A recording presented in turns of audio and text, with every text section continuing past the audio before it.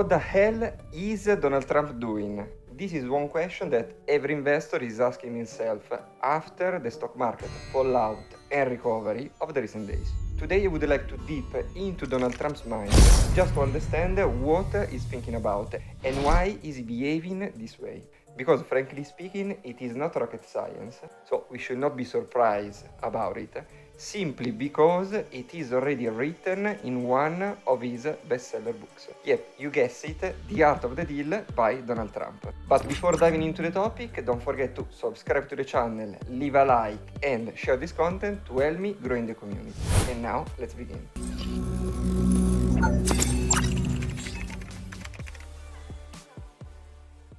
The Art of the Deal is part business bible and for the rest is a personal brand manifesto. And just to start with a bold statement, deals are not just about profits for Trump. They are something that Trump feels at a personal level. He calls them his art form, just to give you an idea. Just to make you an example, maybe you like football, painting or writing, going for a walk or spending your time with friends, having a beer or so. Well, for Trump, top excitement comes from making deals. Preferably bold, big, and headlines-grabbing ones. Does he remember to use something? Well, exactly. The very same thing that we are seeing now since he took office as President of the United States. So for him, at the current stage, there is nothing bigger and bolder than making deals with the entire world leaders. So imagine how exciting it should be for him having to deal on a daily basis with all the presidents of the world. That's insane. For him, that's basically crazy. But here's the twist, because he doesn't follow rigid business plans. And that makes it extremely unpredictable. So no NBA playbook for us, unfortunately, because Trump just trusts his gut, literally. And just to quote him directly, once he said, "I don't trust fancy market surveys. I do my own. And this is simply instinct over intellect, experience over Excel. And in a way or another, as citizens and especially as investors, we have to deal with it. There is no escape plan." Now let's dive deep into the 4 core rules that drive Trump's behavior and his art of making deals. Rule number 1, aim high. Trump never plays small. He shoots for the moon and pushes until something gives. Negotiation for him is a battle of stamina. And if history teaches something, he never blinks first. So basically he's always winning by exhausting his opponent. Rule number 2, use leverage. And leverage is, by the way, one of his preferred words.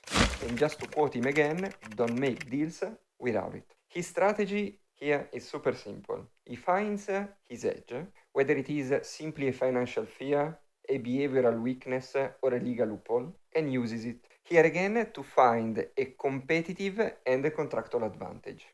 Rule number 3, very important, create perception. Forget the location, this is not important, because Trump focuses on 3 main forces that are psychology, perception, and last but not least, promotion. Make people want what you are offering, even if it is 2 blocks off Fifth Avenue. And this is exactly what he's doing with the world leaders in the current days. Working on perception to leverage at the maximum level on fear and greed. But this time he's doing with game not with businessmen, but with the world leaders. And here we go with the rule number 4, that is publicity. Because publicity is power. He says it flat out. The media is his megaphone in this regards. Whether it is praise or controversy, it doesn't matter. It builds brand equity. And indeed, he said, the benefits of being written about outweigh the drawbacks. And here I see that he took clearly inspiration from Oscar Wilde, saying that there is one thing worse than being talked about, that is not being talked about. And honestly, in the modern days, it is absolutely true. Without publicity and visibility, you don't go anywhere, whether it is good or bad. Plus, there is always a catch to twist the narratives in your favor.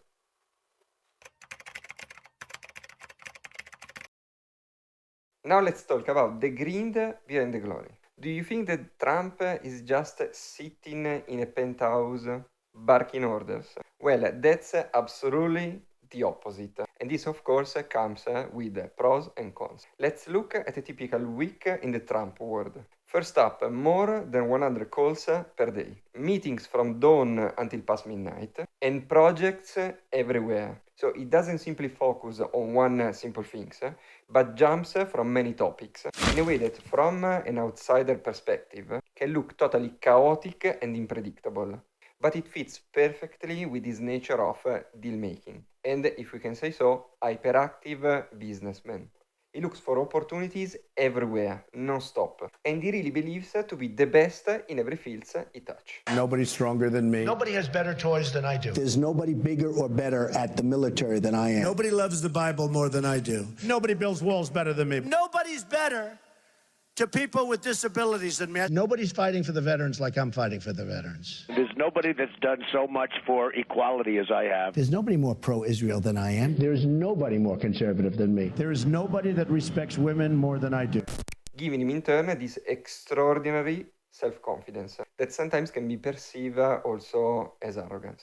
Just to give you some example, he jumps from buying casino in Atlantic City to a tower in West Side Yards to a potential hotel in Moscow. He's dealing on a daily basis with CEO, bankers, politicians, designers, and the press. All at once. That looks insane, right?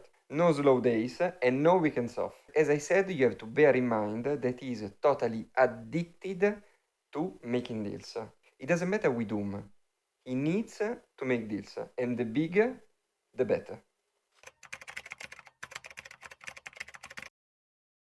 Now let's talk about the power of partnership. Because in order to strike big deals, Trump needs to surround himself with powerful partners. And the list of big players surrounding him is, frankly speaking, limitless. We have seen recently all the big guys from the Silicon Valley.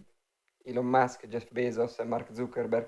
Do they ring a bell? Every sort of banker. And top-notch exponent from the media and luxury goods.